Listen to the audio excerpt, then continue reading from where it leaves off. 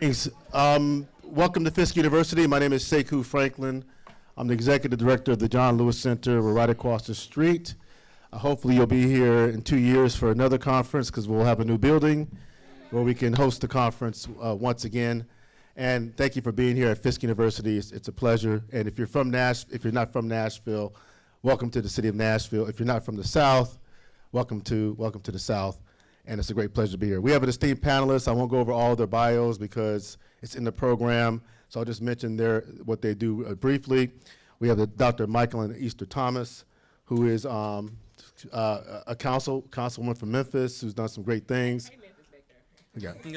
Also is a professor at Lemoyne Owen College and works a lot with community and labor organizations. We have Denzel Caldwell, grassroots organizer here in Nashville, who also works on electoral justice with the Highlander Center and is one of our movement bridge builders in the city of Nashville. Also works with the Black Gun Club movement, is a forerunner of that, and community protection. So it's great to have you here as well. We have Natt, Offiah, a community organizer, facilitator out of Jackson, Mississippi. Shout out to Mississippi. And Natt has done great work on electoral justice, particularly around the election of Mayor Lumumba in Jackson. So thank you for being here. We also have Britney Whaley, and Britney Whaley is in Georgia, correct? But has done work, I believe, across the region. At least I've seen some interviews of you commenting about the work across the region, and is with the Workers' Party of Georgia. And the Workers' Party does great work, including, I would say, assisting with some of the work on police reform in maybe an indirect way here in Nashville, going back 7 or 8 years. And then we have Stephanie Guilloud, who's a longtime organizer across many places in the South, from Texas, where has worked in Alabama, has worked in Georgia, has worked with the Southerners on New Ground, a great organization. Anybody from Song here? Yeah, so Song is one of the transformative organizations here. So it's a great panel that looks at co-governance and democracy building in the South. And I have a list of questions, and we'll reserve 10 minutes for Q&A. And so I'll start off my first question with Michalyn, and that is a question about Tyre Nichols. Many of you know about Tyre Nichols, who was murdered by police officers, and it gained national attention. And there were major police reforms carried out in Memphis, of which Michalyn Easter Thomas was the leader of that effort in the city council. And I want Michalyn to talk about that work and what it was like to work with activists. Since this is a co-governance panel, we want to look at what that looked like in the city of Memphis. Thank you, Sekou. Bring it closer. Okay. All right, Nashville. Y'all heard there's a couple of Memphis folks out here in the audience, but thank y'all for letting me be here, especially with this esteemed panel today. Can I be real with y'all on answering this question? Okay, so whether you all are, new to the work that you're doing, or you've been in the work that you're doing, you understand that a lot of things is familial, right? It's family ties. You get close with people, so close that you argue, you fight, right? You may call each other names, but you got to come back at some point to make sure that y'all are getting their work done. And so after the murder of Tyre Nichols in Memphis due to the MPD, when it was time to look at, all right, what are we going to do? What am I personally going to do with my legislative authority? I fought with a lot of the activists that were there. And the only way that I was able to fight with them and still come out on the other side okay is because they helped me get elected. Right? I knew them beforehand. We did work beforehand. We knocked doors beforehand. We strategized beforehand. And so with the ordinance that we passed, the driver equality ordinance in honor of Tyre Nichols, which looked at pretextual stops only for the Memphis Police Department, which was ultimately preempted, but I'm sure we'll get to that later. It was a lot of back and forth on, is this the way that we should go? What's the wording? Who's the legal who should look at this? And with the resources, we're strapped at the Memphis City Council. We got one staff, and they're doing everything from ordinances to Canva, okay? And everything in between. So I outsourced help from an organization called Local Progress. I don't know if any of y'all are familiar with that. And they have a robust legal team that was really able to help go through, look through the ordinance, draft it, and compare it against Tennessee annotated code. Okay? Our city council lawyer was not doing that. Why? Because he didn't want the stuff to pass. Okay? So that means not only do you have to look at the resources that you have, but those that are offered to you because of the networking and the activism that was going on in the city. Now, the activists also utilized local progress, and so they were in communications. We were in communications together. However, it was a lot of backdoor political stuff that I couldn't put out publicly, that we couldn't see eye to eye as far as me and the activists went. And so I had to make a tough decision on the folks that I knew, the folks that I called my people family, who helped me get in that seat, to be able to say, hey, I know you don't understand the route that I'm taking, but I have to take this route in order for this to pass, which is what you want. So it was really arduous, and it was really complicated. At the end, we got it passed, and we're all happy about that. But they weren't as engaged as they wanted to be because of the backdoor politics that was going on that I couldn't bring to the forefront, because I'm just not about to do all my colleagues like that, because I still need their vote on this ordinance to pass. Right? So I can't shine out on who's making backdoor deals, who's talking about who's not doing what they need to do in the name of the people, because I still need your vote. But I'm letting the community know, hey, you worked with me before I ran. You worked with me to get me in this seat. We're still working together, but I got to get this done this way, because I see that that's how it works, because I've been in this seat. Now, this shows that we need to do some more communication. We need to sit down more. We need to talk more so we can know what's going on, so we can strategize together.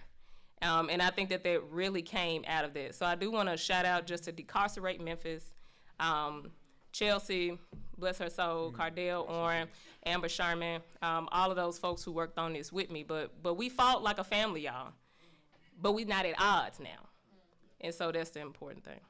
Thank you. And you lifted up, just wanted to make sure, pull out one thing you lifted up, which is the legal department in government. And those legal departments and municipal governments are so powerful. We have to have a real strategy to deal with them, especially around policing issues. But I'll turn to Natt, given your work on, since we're on elections, and your work with young people. Young people are often labeled, mistakenly so, I believe, as apathetic, but maybe it's just that the voter mobilization strategies that are attractive to them are not employed by the mainline organizations. And given your work in Jackson, Mississippi, and the South, what are some of the innovations to mobilize young people when it comes to politics? Yeah. Okay. I think that to start off, even the framing of the question is a little flawed. Because I think a lot of times when we talk about engaging with young people in electoral politics, we talk about, oh, we already have all the things that we have, now how do we bring young people in? Instead of how do we talk to young people about what are the things that they need, right? And then shape our campaign, shape our policies around that.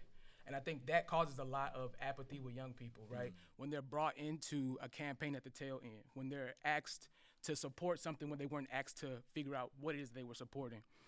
So I think a lot of times, let me start with Jackson, right? In Jackson, we started with, when I was working on Antar's campaign, it was myself and my Arika Bennett, who is now over an organization called Mississippi Votes.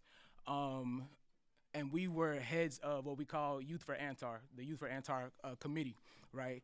And our role was around bringing young people into the campaign on the front end. So what that looked like for us was hosting campaign debates for young people, right? Going to the high schools and hosting and inviting the people who are running for office to the high schools for the debate and asking the young people, what are their questions for the candidates? What are your issues for the candidates, right?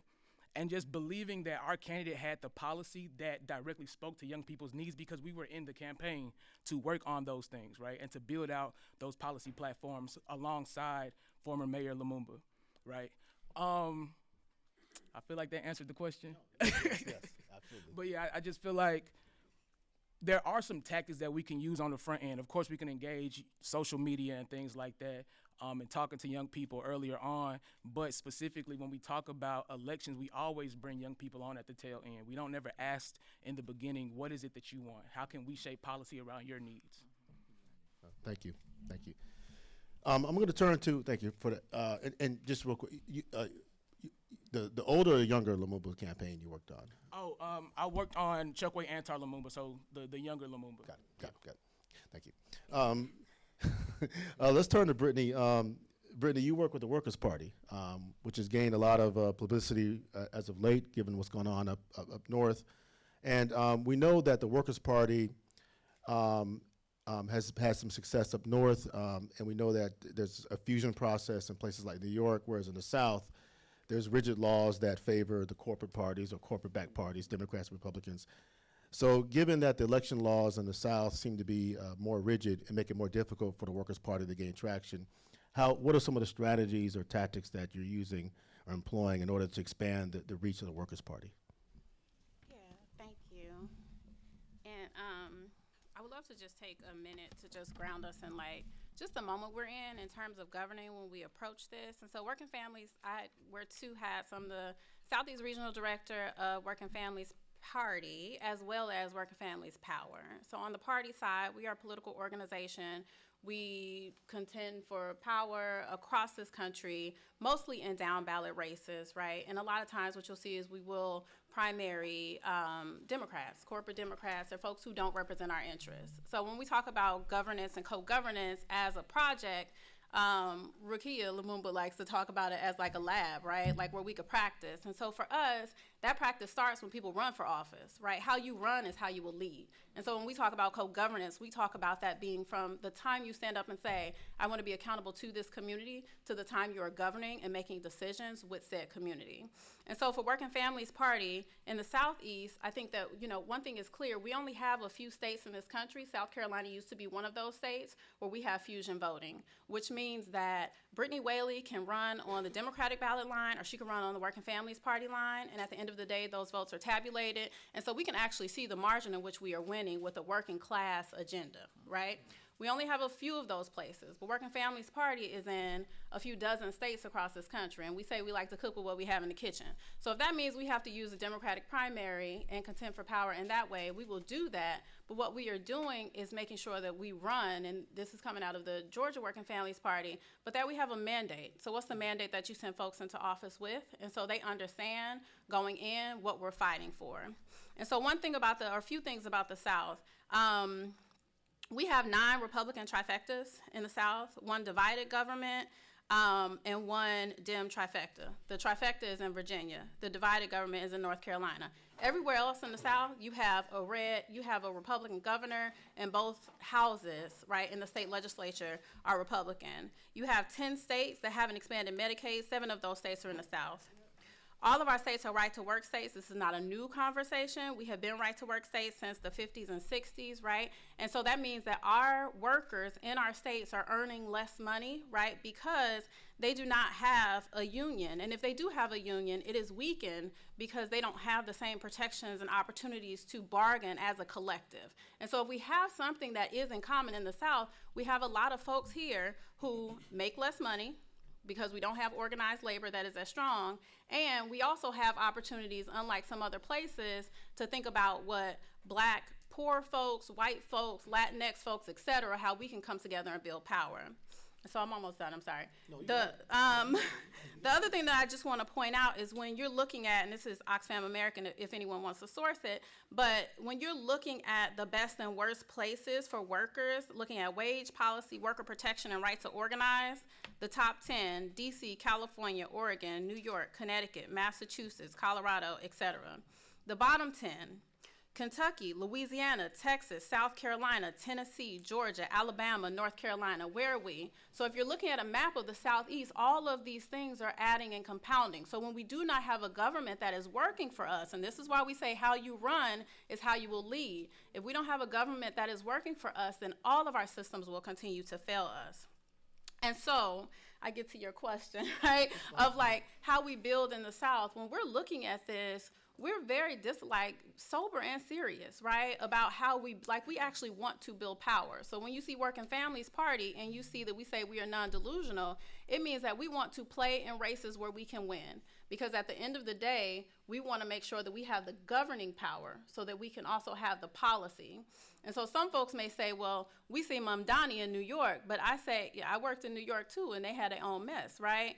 But what I'm saying, that started in 2009 with a city council, changing a city council that could build a progressive caucus, who could then create a block together, who can then say, this is how we want to run.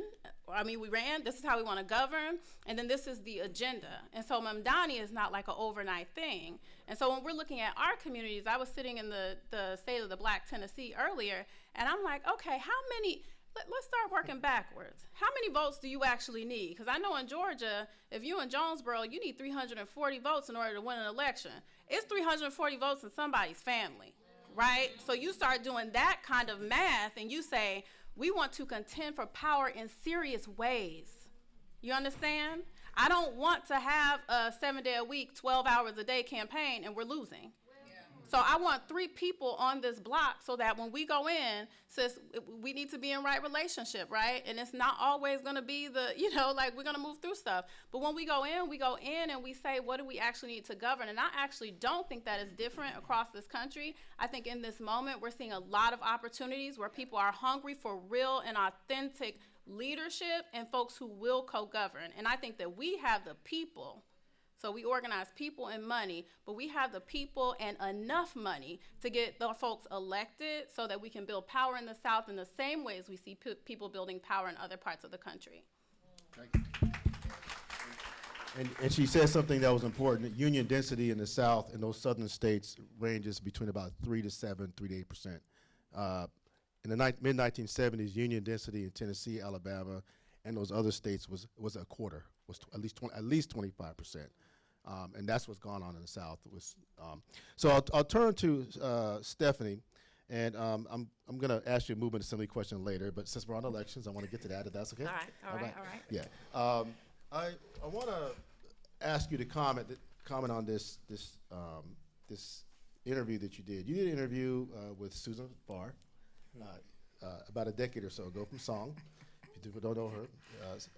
And you stated that you said it was important for movement folks to describe what the election outcome will mean for everyday people. And I assume that this is an ongoing conversation from 2016 to 2026, especially given Project 2025. And my question to you is, why are we, or people of goodwill, coming up short in this conversation? What is it that you saw in 2016, which I assume is in 2026, that we're not getting? Yeah, that was a long time ago. That was Trump 1, right? And I'm Stephanie Guilloud. I work with Project South based in Atlanta, Georgia, and just humbled and honored to be here on this panel with you all today.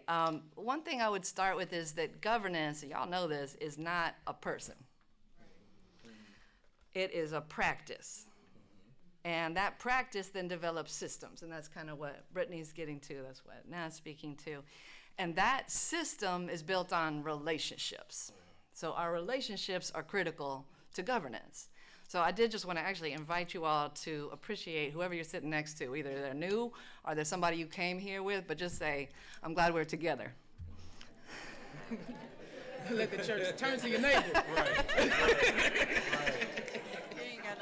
This is it. We're not doing it without each other, right? We're not doing it without each other. So, but we do get confused, and we do get distracted. And as folks are laying out, this is a time of crisis. And we'll get to it, but the People's Movement Assembly in our era and what Project South and many other partners in this room have been building came out of deep crisis. For us, that was Hurricane Katrina, for my generation. For you all, for a lot of folks here, it might be COVID itself. It might be the racial justice uprisings. There are many turning points that really shape our time and the crisis we face. And what we face is way beyond election outcomes. Right. So I think that was something you were getting to, Natt, like what is our challenge right now? And there's a couple things we'll speak to as we talk throughout this panel, but it's strategy, it's practice, and it's definitely power. So I want to think about those words as we talk about that stuff. All of those things take relationships, but they also take courage. And I think when folks are naming fear as a major issue that we're seeing in our communities, courage is a way to defeat that. And I think another way to defeat that is to be way more bold in naming the forces of fascism that we're up against. This is not an election question as much as it's a power question. That's right. And so our governance and our attempts and our ability to experiment, learn, adjust, and evolve, which I think the assembly process really offers, can get to that part and really name the problems, be bold about the realities of not just the political process, the economic process. This tech industry is deeply reshaping our lives, our culture, and the economy. We got to contend with that. We got to ask those questions, bring it into all the spaces that we are trying to build power, and we have to think of ourselves as more than voters. We're not voters, we're more than protesters, right? Those aren't identities, those are tactics. We have to shift that. I think that we can engage our folks at any level, anybody coming in the room and say, that's not the only thing we are. We are community members that are deeply, deeply concerned about what's going on, and neither of those tactics are effective by themselves.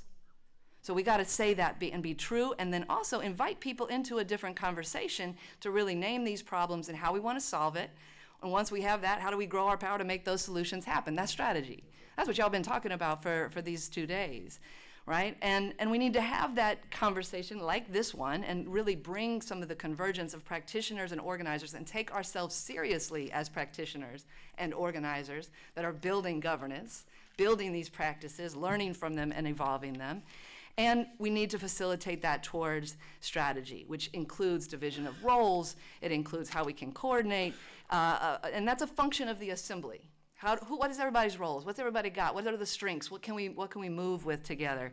And how do we do that as best we can with rigor and creativity and imagination? So I do want to say that these elections, especially this year, but also into the next few years, cannot be about just, and this is in our conversations, right? This is at the door, this is in our assemblies, this is as we're talking to people and saying, what are you doing about the elections? It cannot be about a binary of voting or not voting. Right? Binaries are dangerous, we all know that. It's a tool of colonialism, right? Be careful of anybody who says there's only 2 people in the world, right? That's not it, right? It's not good, bad, it's not white, black.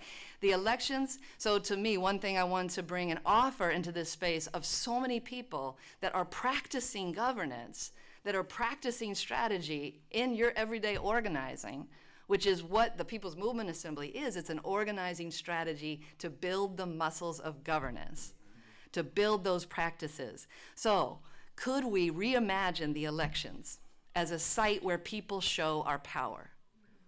That's a different question. If the elections can be reimagined as a site where we show our power, it might look different than just showing up and laying down a ballot, and it definitely will look like more than just one day. So how are we putting those governance practices in, and inviting people into those practices that are really everyday and about the relationships that we're building in our regular lives? So I'll pause there. Thank you. Thank you. We'll turn to Denzel. And staying on the issue of electoral justice and movement building, you wrote something a few years ago. I kind of did background research for all and I'm going to repurpose it for today, but what you wrote a couple of years ago, or a few years ago, is you said that in regards to election, that grassroots democracy must extend far beyond election day. So even if you win, there's another struggle beyond election day in order to address those challenges that you're going to face at that time. Mm-hmm. And if there is success in the midterm election, in terms of grassroots democracy, what are the challenges that we should need to focus on after election day? Yeah. So I want to ground my answer by really building on what was said earlier about being serious and not being delusional about where we are. I want to be clear. In the work that we're doing, we are trying to build a democracy, not save one. And I want to be very clear about what I mean by that. What we're talking about on this stage has not yet been born, but we are in the process of birthing that democracy, right? Because the thing that these corporate parties have been telling our people is that, yeah, you know, a democracy's here and you have to lean into it. Last time I checked, it was only a couple of decades that my folks were able to fully participate in this political process, and it has an asterisk by it, right? Last time I checked, as it was said earlier, union power in a place where a lot of my people exist is very low. Workers' power is very low. Economic democracy is non-existent, right? So I'm clear that this is something that we need to build. So as we're talking about these elections, the biggest piece, and it was said earlier by my colleagues on the panel, is that we have to see ourselves as world makers, right? We cannot view that responsibility as something that is only available to people who sit in office, right? We put them there, not the other way around, right? And so we should never see this process of power building, of wielding power, of public policy as a luxury. We should see it as a right, not because of a constitution that was not written by us, but by something that we bestow upon ourselves, right? And we make reality, right? And so this is what I think is so beautiful about a people's movement assembly process, because it doesn't take the permission of somebody outside of us to say, hey, we want to change and shape our realities, our communities, the public policies that shape them, and we're going to figure out how to make that happen. And it looks like a variety of different ways. We've named several different types. And so I say that to say, when we're talking about thinking beyond the elections, we have to think also about the other aspects of this political system that shapes the election, right? The reality is right now, when the people are not organized, when the people are not thinking about questions of a party and which one actually represents a working class interest, right? Or when we're not thinking about those things, we are given people to rule over our lives, to shape our material realities. And so part of democracy building and birthing is also asking the question, what conditions do we want to build such that everyday people can shape who sit in the office, as opposed to a corporate-backed party who tells us, who gives us options, right? Because then if we take that question seriously, then it's not just a matter of making sure we get folks out to vote. Then it becomes this question of, what does current public policy look like? Well, what are our issues with it? What does public policy making look like amongst our people outside of the chambers, the legislative chambers? How does that transform into political agendas? And then how does that shape our strategy and approach to building power, right? So I want to reemphasize what's been said earlier here, is that power has to come from here. Power is an internal thing here that we must build out, not something that we seek elsewhere, right? So like, I want to reiterate that again, we're in a birthing process. So don't be confused. When people tell you, oh, we're saving something, saving what? Saving what? But we're clear about what we're trying to build, right? And it's something that we have yet to see, but that we can make happen only if we organize to build power. Thank you. Speaking of democracy or the lack thereof, I'm going to return to Michalyn. And the Memphis ordinance that you led was preempted by the state. And state preemption is one of the most devastating efforts by state lawmakers to undercut local decision-making, especially around social justice, civil rights, labor issues. And we now have concrete evidence, I'm I guess an old academic in the literature, that is costing people their lives. So from your perspective as a city council person, I'm sure you're talking to council persons all over the country. What can be done to deal with state preemption? First, describe what state preemption is from your perspective, but what can be done to address it? Yeah.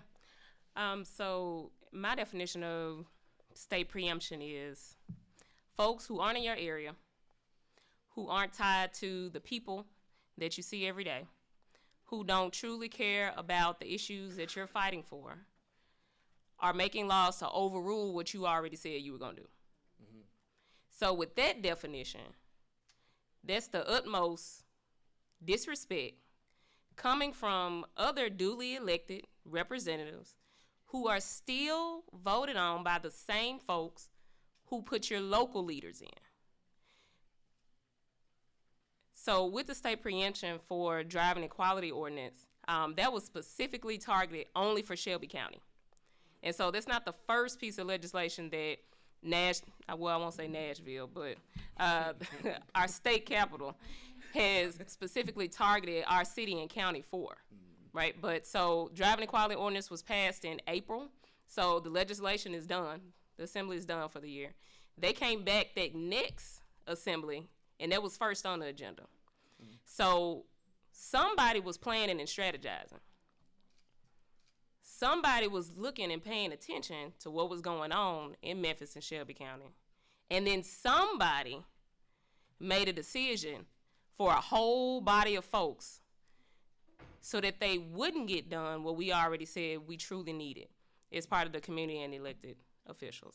And so the state went back and took that back. But then what we did, and I say we because I'm a part of that, the community and elected officials, we took it. We took it laying down and said, okay, I guess. Because what we didn't do is we didn't have a broader coalition of folks that was ready and available to fight back. As you pointed out, we did not have legal folks in place to help and support us on that front. And we did not have a narrative, collective narrative, truly prepared to fight back against the Tennessee legislature. And so we had to let that slide collectively. And it felt, that hurt. All that work that the community did, all that work nationally that we pulled in to really help us get that one ordinance passed, the back and forth that we went through to put, okay, what are we actually calling pretextual stops? Is it the broken tail light? Is it the weed smell? Is it something on your dashboard? What are we including in this? To then have the state study us that whole time and then go back and say, you know what, Shelby County, you can't make any law outlining or directing your police department to do anything. And it's like, okay, so like I said, somebody was strategizing. Somebody put their coalition together. Somebody put their legal team together, and it wasn't us. So what that showed us again, looking back to the folks in the community, back to the folks in the activists, if we're really trying to ensure, because preemption isn't a one-time thing, and it isn't a Tennessee thing either, right? It's happening everywhere in all the states that Britney named, assembly after assembly, year after year. So how are we truly putting together our coalition of not just community activists and those who they help put in the seats or those who they have relationships with, but all the stakeholders in the broader community, whether they show up to weekends like this or not? Right? How can we see where the line is, where we can align on one thing that we care about? Because I will say that ordinance, that driver's equality ordinance, we passed that unanimously, Republicans and Democrats. But when it went back to be preempted in the state, the Republicans act like they didn't remember they voted on it, even though their name was on it. Got on the radio and TV saying, oh, we shouldn't have did that. Councilwoman East Thomas shouldn't have did that. Me, that was unanimous. Your name on here too. However, our community did not, like I said, we did not have a narrative or a way to fight back against that. And so we just put that collectively on our loss list, and we just had to move on. Now, since then, we got 2 more preemptions. Right? So it's like, this is to all of us, right? What are we learning from this process? Right? And then what are other states doing? What are other parties doing? What are other organizations doing? So that we can really put in effort to learn on how to fight back against this stuff.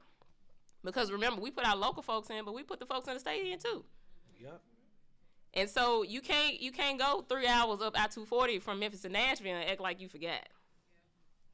Act like you don't have to fight because you don't see us every day for 6 months out the year. No, you got to come home too.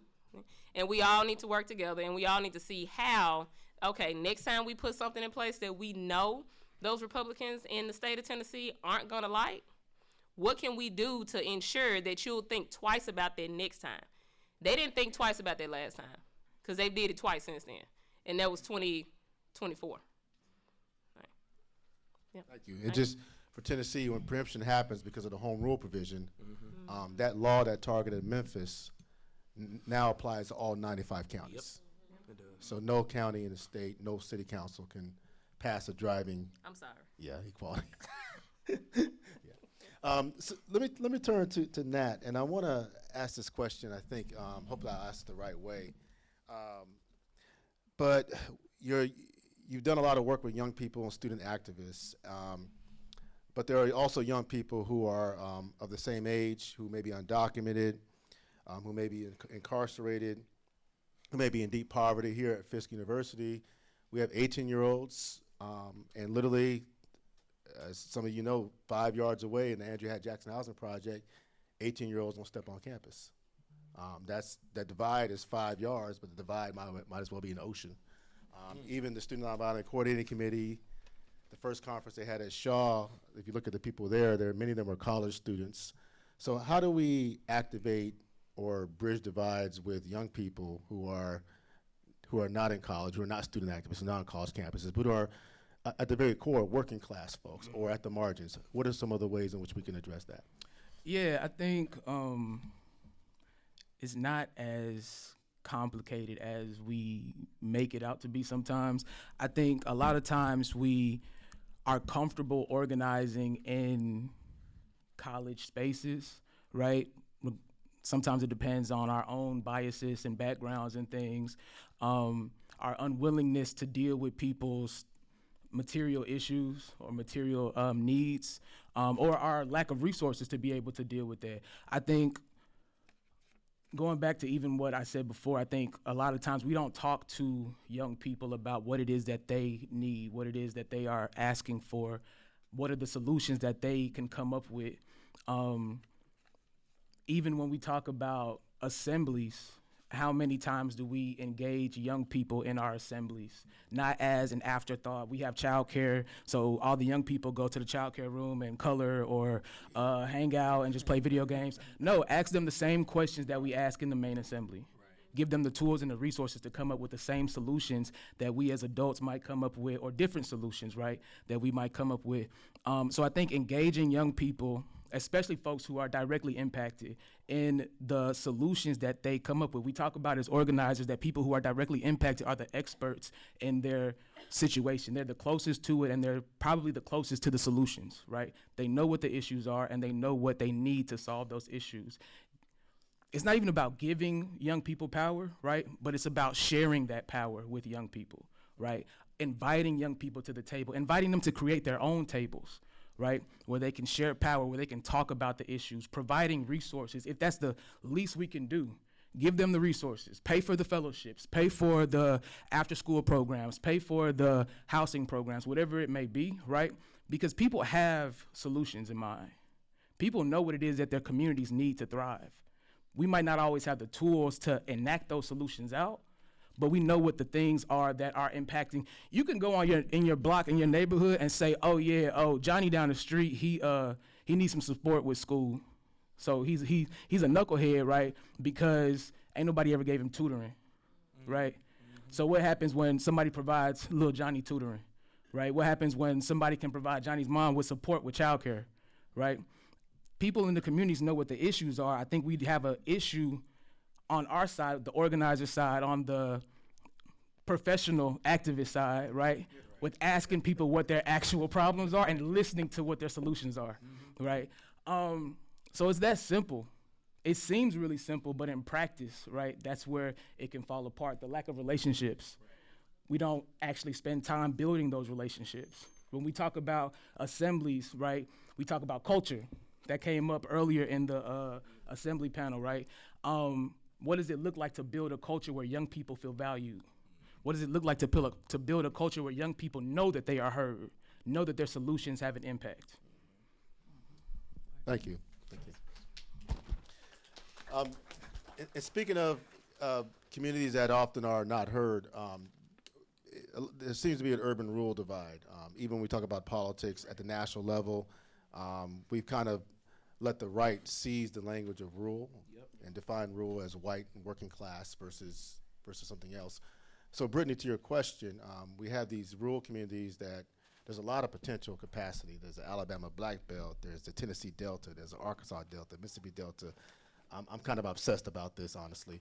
But how do you, what are some of the ways in which, from your organizing perspective, there are ways to bridge this urban-rural divide, or at least to have more grounding in the rural communities? Yeah, I think like when we're thinking about how we play in different spaces, right, geographies, it goes back to relationships. And relationships, it comes with time.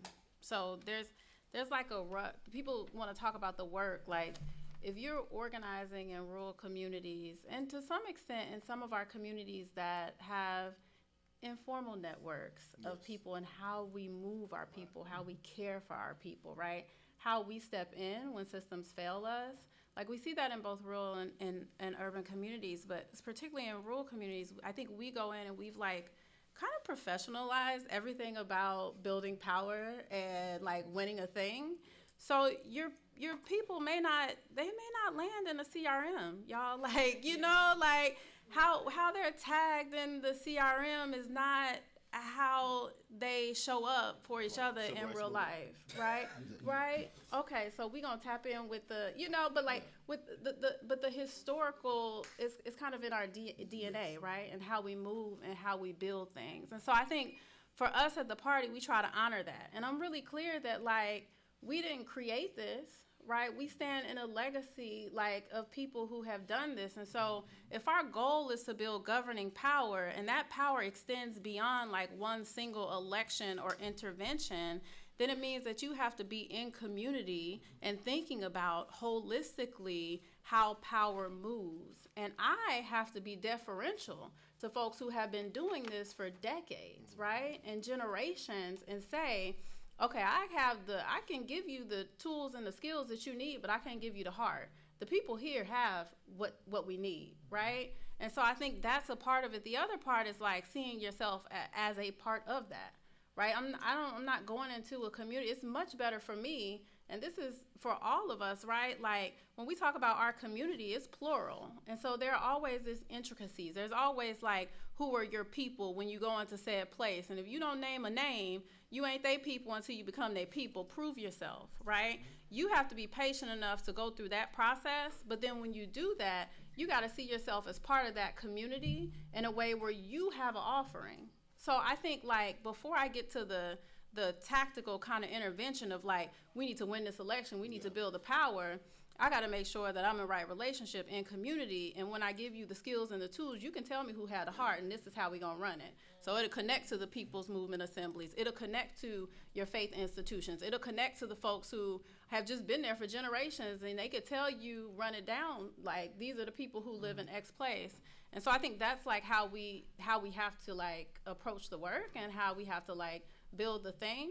And then when you go back to your donor class, then you just tell them like, hey, I can point you to a person, and that'll open up doors for other people who live there. But I don't think we can't be so fixated on like how we capture the data to then prove a thing. Yes. Thank you. Steph, there's a lot of, thank you for that. There's a lot of things that national commentators, most things they get wrong about the South. I can't stand here listening to them talk about that. And so what is it that they get wrong about the South? But more importantly, given your work with movement assemblies as well, there's a lot of political opportunities in the South. We have a lot of resources. So what is it that can come out of the South that a lot of commentators at the national level, donors, foundations, et cetera, are missing?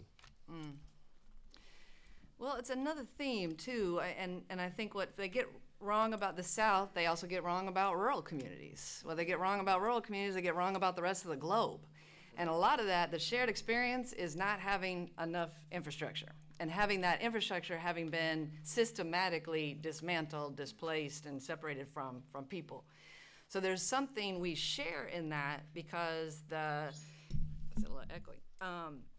The history of the South, and folks have been bringing that into this room, is we know how to build resistance and survival and political power amidst some of the most horrific violent conditions in the history of this country. And whether that from the beginnings, and Emory laid this out in the conversation about people's movement assemblies, but the removal and genocide of indigenous people, to hundreds of years of slavery, to Jim Crow apartheid, to deep structurally racist disinvestment in people, systems, and economy. These are also descriptions of the crisis of fascism. So we're not like splitting hairs about that political reality. We're in it. And the South has been experiencing that at every level in different ways for decades. So that's one thing we can contribute to the rest of the country and say, this is what we know how it looks when all of those things that Britney laid out very, very succinctly have been happening for decades. We know how to then move, or we know what's coming. We can help you all anticipate some of these moves. Right? I was working with folks in Minneapolis. This is just a quick version of this connection, right? On those particular front lines of this particular kind of police state escalation. And I was trying to bring like, everybody, y'all, we need a kind of legal support included in this crisis response infrastructure because y'all are about to catch domestic terrorism charges. You might get RICO charges for running a GoFundMe or getting glue sticks because that's what we've seen in Atlanta doing Stop Cop City work. RICO charges is not what they usually apply to organizers, but there's also a history of that. And that's also in the South. So remembering those histories, right, of our own Southern movement history and the counter-movement infrastructure that they develop, and y'all are talking about that in different ways, right? We can remember that. We can apply it now, and we can share that with other parts of the country. And we can also be preparing in our own ways because the other legacy that we're building on is the resistance. And building infrastructure led by people, led by people's power. That's how people survived Katrina. That's how people started to build beyond it. There was counter-movement that prevented a lot, but we have continued to work together for 20 plus years. So we used the movement assembly process 20 years later, after Katrina, to meet together and say, what do we need to agree in this moment? That we never let this happen again. So we are guiding and driving a movement assembly process from the South, but across the country, and important to note, in relationship with global movements. Because that's the other part we can't forget. Because they know things we don't know. Exactly. They've been going through some of this stuff that we haven't been yet. Right. But we can be in a kind of conversation and a kind of cross-pollination right now that strengthens everybody. That strengthens all of our strategies. And that's another I'm going to keep kind of saying, like, because it was asked in a previous session, what are the mechanics of the assembly? The mechanics of the assembly is doing that planning work with all those histories, with all those relationships. And not just the relationships, but our accountability to those relationships. Right. How do we practice that? And not just the relationships, but the histories, the lineages, and those global movements. And I think that then allows us, and we have to do it quickly, is vision out that infrastructure and start getting it into place. But we can do that all the time.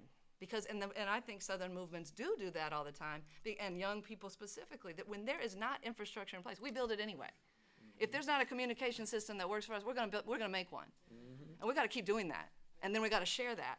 And we gotta make sure we can coordinate that across from Nashville to Atlanta to the rural parts of Georgia to South Carolina to all the way in Minneapolis and all of these other sites, right?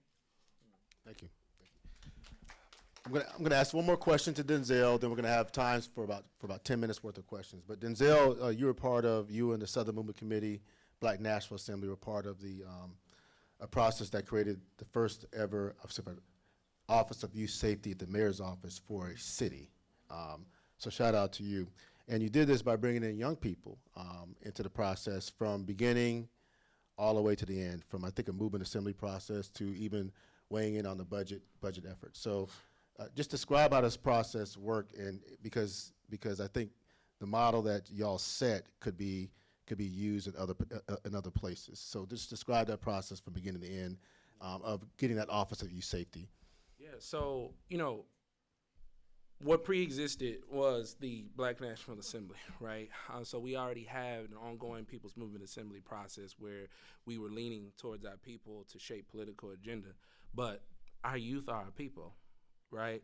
And I know that seems very simple, but that's something that's overlooked. And that really laid it out. Like, we leaned into the fact that it wasn't hard. Like, this is not a calculus. our youth are right there. Instead of treating them as background noise, we saw them as they are, world makers, the future, right? The present. And so part of that was saying, how do we create a space and infrastructure and pipelining to where we can train our youth in the organizing strategy that we inherited from our political ancestors? And how do we equip them in a way to where they can shape history, literally, right? And that's what they did, and I'm so proud of them. And so, like, from that, that's what led to the emergence of the Youth Assembly, because the Youth Assembly is a process within our larger assembly.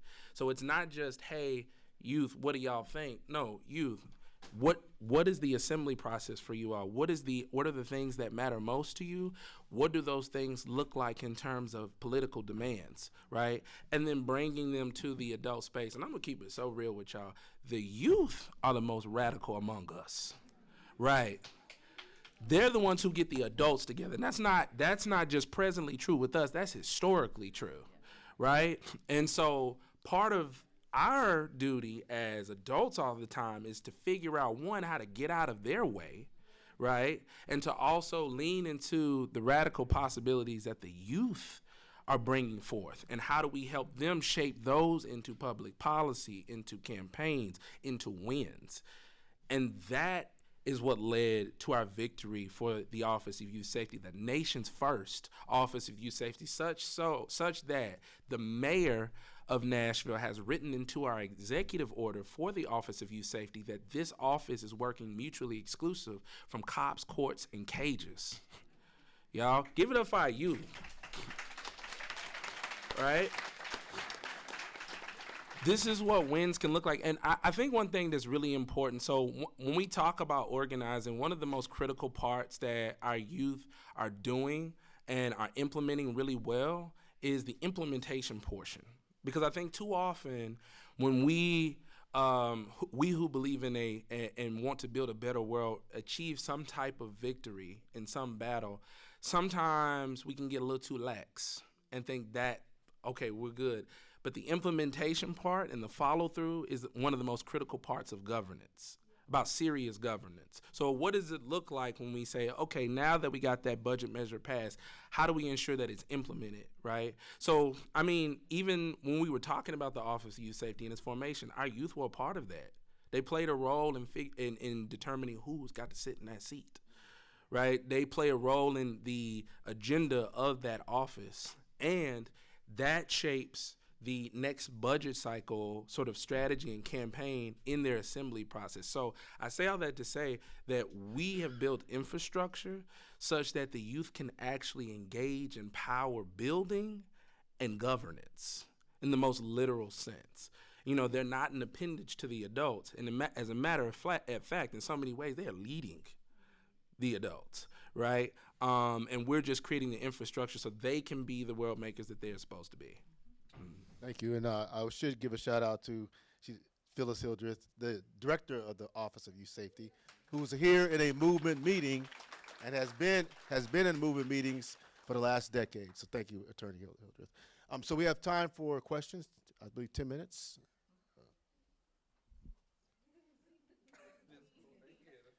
7 minutes. So 7 minutes.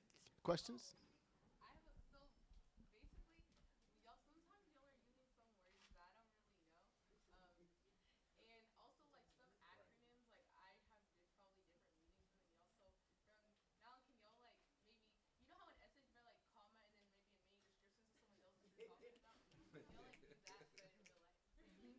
Thank you.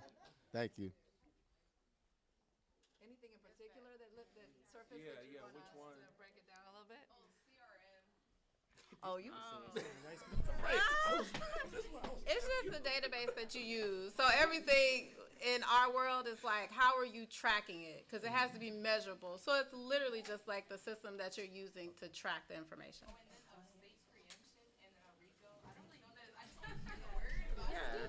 It's great. It's great. You want to describe state preemption? You did, Okay. but State preemption occurs when the legislature on Capitol Hill, the state legislature, the people elected to run the state, they overturn a local law that's passed. So they pass a local law. I'm sorry, that's my academic bourgeois. I'm sorry. They overturn on state law, and they, yeah. The quick thing to know about RICO is just a criminalization of organization, right? So they use it generally around organized crime, so it's usually used against mafias, but they're basically calling organizations organized crime. So that's what we have to pay attention to, and it's fair. Like, I apologize. We should break that stuff down and be clear. But what you do know, what you already know, and I trust y'all know, is that these are patterns and systems. They might all have different words, and we do need to define and understand and break it down. And the pattern is counter movement. When we grow our power, they come and get us. They create other laws, they create other things, it's like and they're gonna criminalize, and that's one thing that really is showing up across all the boards, and I think why co-governance is so important is because criminalization of what we do, how we do it, who we are, right, is shared. Where we come from, where we're living now. That criminalization is tying all of our shared experiences together, so that can be a place, that can be a source of our power. But we also have to understand how they're using it against us so that we can build up all of our kind of protection and defense and strategies to win and fight that back. So yeah, apologies for using that. Oppression is probably the collective word is oppression and gangster. That's the any, yes.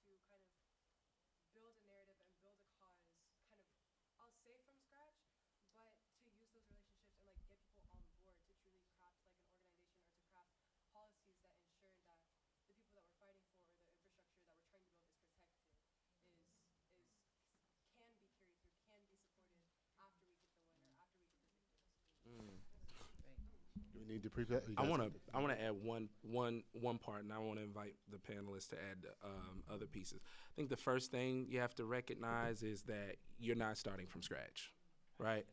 The places that you are, the ground that you stand upon is the foundation upon which many youth and previous generations have built for you to continue to struggle. Oftentimes when we talk about change, we talk about revolution, things like that, we talk about it as if it's a singular moment. It is a multi-generational process, right? So the first thing I would say, and then I'll pass it to my folks on the panel, is that it's important that you ground yourself in the histories of previous generations of people who have done this work. And the reason I say that is not just because for you to know that history, right? Because there's a reason why you don't know that. We've been surgically removed from our resistance histories. There's a reason why you, in Nashville, in school, you don't learn about SNCC and what the work that they did here. You don't learn about the student movement. You don't learn about Callie House, the mother of the reparations movement after Reconstruction. You don't learn about the People's College, right? Because in order to know those histories means you know what has and has not worked. If you want to develop a seriousness, right, and not be engaged in delusion, right, you want to know what worked at the time, what didn't work, and then also put it in context, right? The thing that may have worked then may have worked because certain conditions were present at that time period. What does it look like in your period? And a lot of y'all have the answers. Y'all know what current conditions look like at school, at home, outside, right? So how do you take the lessons of those who came before you, who equipped you with the way that you see the world as you do now, to shape the current reality so that you one day can pass that knowledge on to the youth in the future so that they don't have to feel like they're starting from scratch? Anybody else want to add to that? I think we have time for one more question or two, maybe? Two. One? Okay. Yeah. So is that okay? Yeah, you got it.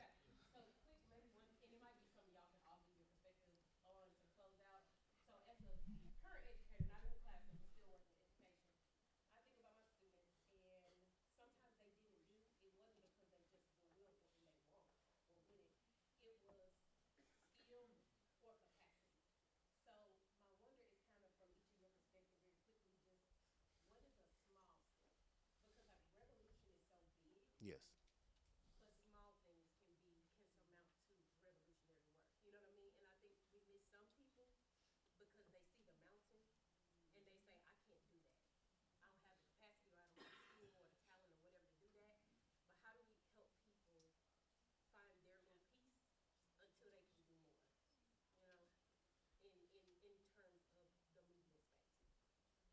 Thank you. And we'll have this be the closing comments and words of wisdom. Anyone want to start on the spot? Brittany? It's okay, Brittany. I got you. I can go and then go that. I got a really simple, really easy answer. I feel like all my answers have been real simple and easy. I don't know if this. Go outside and talk to your neighbor. I'm so serious. How many folks in this room know the first and last name of all their neighbors? Raise your hand. And when I say all, I'm not saying everybody in your neighborhood, but like if you live in a house on the left side of you and on the right side of you, who knows the first and last name of all your neighbors? It's not even half, right? So go out and introduce yourself to your neighbor. And just keep communication. Get their phone number. Text them every now and then. Hey, did you see it's raining real bad? Make sure you, right? It's about to freeze tonight. Make sure you drip your faucets. That's an easy first step, right? Mine is short too. Join an organization, and I don't say that casually because again, when we are talking about these big things, because you describe revolution as big, we don't respond to 500-year-old problems with individual 3-month solutions, right? What that requires is multiple generations and collective solutions because our enemies. This structure is a collective process. Somebody said something very powerful not too long ago. They said the structure that we live in is the byproduct of old white men's imagination, right? So the question then becomes, what does it mean? What is the byproduct of the imagination of young black women, queer folks, working class folks who said that they want to build a democracy that looks like them? What does that look like? What does it mean to stand in a building that's built on that foundation, right? So I say all that to say you can't do all that by yourself. We're in the United States, right? One of the things that it does to us is it tells us that every problem and every solution and every answer is individualistic. That's one of the biggest lies that capitalism and white supremacy tells us. You have to do this collectively. So again, when you feel that feeling, honor it, but then hold it and say, I need to be an organization so that I can then find my place to do my part. Because the moment you let go of your ego and say, I can't do it all, that's when you contribute something that you didn't think you could do before.